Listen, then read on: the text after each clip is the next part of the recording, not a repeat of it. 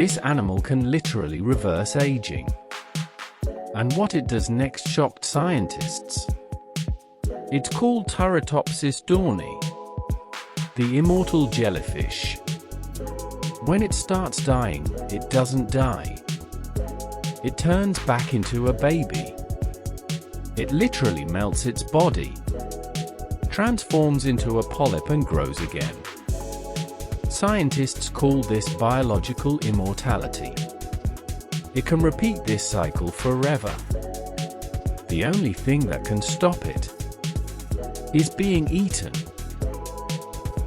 Would you choose immortality if you could? Because this creature already did.